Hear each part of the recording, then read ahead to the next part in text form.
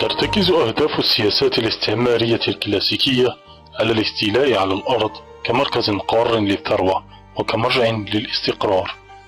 ورغم أن الاستعمار الفرنسي لم يشذ عن هذه السنة ورغم تفوقه العسكري، إلا أنه حاول التمويه بكل السبل على الهدف الحقيقي، فكان يعتمد على تمرير خطاب تبريري ينطلي على العامة ويقلل من معارضتهم ومقاومتهم، ما يمنحه فرصة لاقتصاد المجهود وتمرير الأهداف بأقل تكلفة.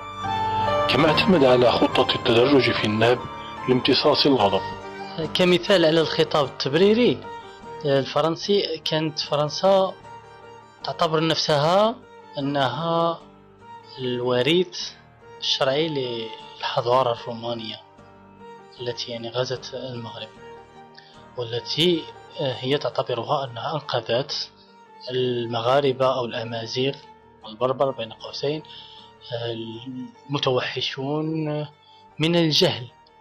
في الحقيقة المضمون هذا الخطاب هو صادق في واحد النقطة فقط، ألا وهي جهة وراثة فرنسا، حيث أنها كانت تطبق نفس النهج الذي كانت تقدم عليه روما. مثلا كما يقول مجمل تاريخ المغرب للعروي، كان الفرد من أهل إفريقيا يمنح بعد أن يقضي 25 سنة في الجندية حق المواطنة الرومانية، ويعطى بصفته من قدماء المحاربين قطعة أرض يستغلها داخل مستعمرة رسمية.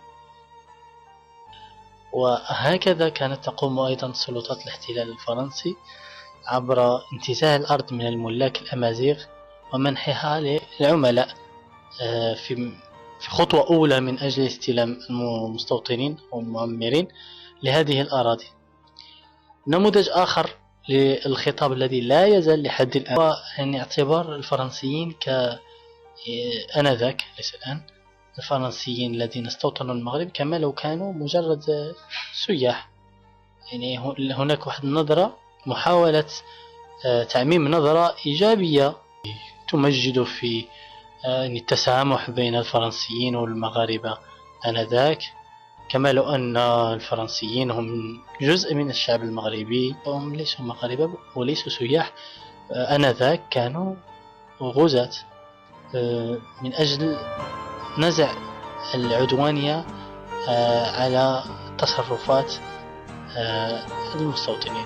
تمر المخططات الاستيطانية في العادة عبر 4 مراحل: غزو الأراضي وإخضاع الناس، القضاء على المقاومة، محاربة القوى المزعزعة للنظام الاستعماري، تنظيم انطلاقة جيدة عبر تسيير حملات نهب واستيطان للقاعدة العقارية للوطن المحتل.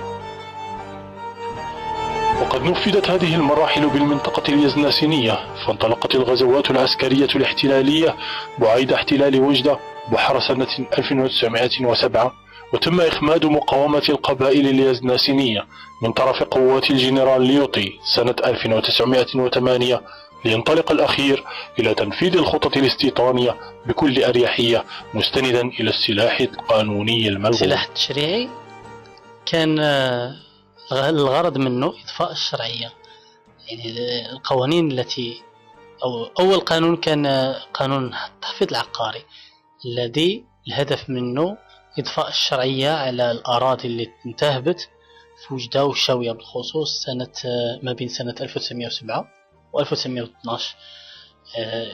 فآنذاك كان بمقتضى هذا الظاهر كان أي نزاع يكون أحد الأطراف ديالو فرنسي الجنسية كيرجع من اختصاص المحاكم العصرية يعني فرنسية، وبالتالي كنعرفوا أن المحكمة الفرنسية لمن غادي تعطي الحق في امتلاك الأرض أو القوانين. تناسلت القوانين والظهائر فيما بعد، وذلك من أجل من جهة تسهيل ولوج الأجانب لأراضي الخواص حتى أراضي العموم، أراضي الدولة، من أجل خلق بنك عقاري للسلطات الاستعمارية الرسمية، وحتى المستعمرين الخواص أو المستوطنين. في نفس الوقت هذه المساطر المعقدة والتي كانت باللغة الفرنسية التي يجهلها آنذاك أغلب المغاربة كانت تصعب عليهم مسألة مطالبة باسترجاع الحقوق في الأراضي.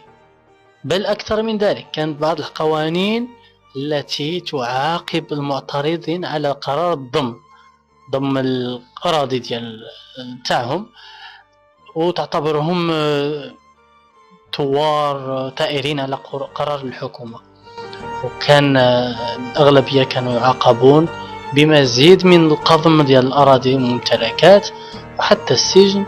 لهذا كنا نرى كثير من المغاربة في خصوص في منطقة بني زناسن كانوا يفرون إلى المنطقة الإسبانية، في ابتداء من بعد وادي ملوية، قنطرة ملوية القديمة، ويذهبون إلى الزيو وإلى ناظور من أجل يعني أن يحمي أرض نفسه أولا وعائلته، وثانيا أرضه أنه كان يحتفظ بالأوراق. لكن مع الأسف عند رجوعهم يجدون أن الأراضي قد أصبحت لأفراد مغاربة آخرين كانوا يتعاونون مع الفرنسيين، ومن بعدها تصبح مباشرة إلى ملكية المستوطن.